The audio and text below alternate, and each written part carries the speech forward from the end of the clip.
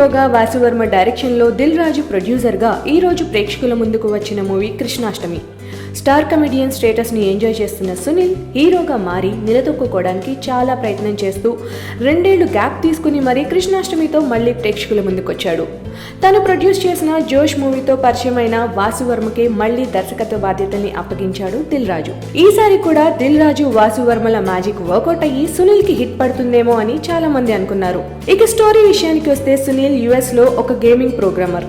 అతనికి ఎప్పుడూ ఒకటే కళ, ఎప్పుడూ ఒకటే కోరిక, తన సొంత దేశం అయిన ఇండియాని చూడాలని. కానీ ఎప్పుడూ సునీల్ పెద్దనాన్న అయిన ముఖేష్ రిషి ఆ కోరిక కళ తీరకుండా అడ్డుపడుతూ ఉంటాడు. దాని వెనుక ఏదో పెద్ద రీజనే ఉంటుంది అని అర్థమవుతూనే ఉంటుంది. కానీ సునీల్ ఎవరికీ చెప్పకుండా ఇండియా బయలుదేరుతాడు. ఆ ప్రయాణంలో అతనికి నిక్కీ పరిచయం అవుతుంది.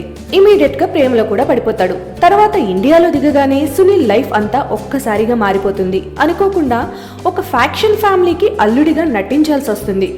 అసలు సునీల్ పెద్దనాన్న సునీల్ని ఇండియా వెళ్లకుండా ఎందుకు ఆపుతుంటాడు? ఇండియాలోని ఫ్యాక్షన్ ఫ్యామిలీకి సునీల్కి మధ్య ఉన్న అసలు రిలేషన్ ఏంటి?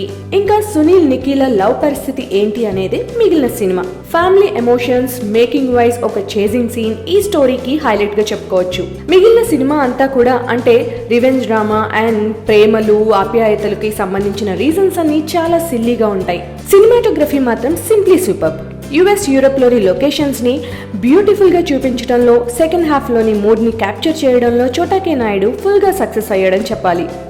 డెఫినెట్గా దిల్ రాజు వాసువర్మల మ్యాజిక్ మాత్రం వర్కౌట్ కాలేదు. సునీల్ హీరోగా నిలబడడానికి చేసిన మరో ప్రయత్నం కూడా సక్సెస్ కాలేదనే చెప్పాలి. ఊటీకి వచ్చే అన్ని రూట్స్ ని బ్లాక్ చేయండి. ఎవరు లోపలికి రాకూడదు, ఎవరు బయటికి వెళ్ళకూడదు.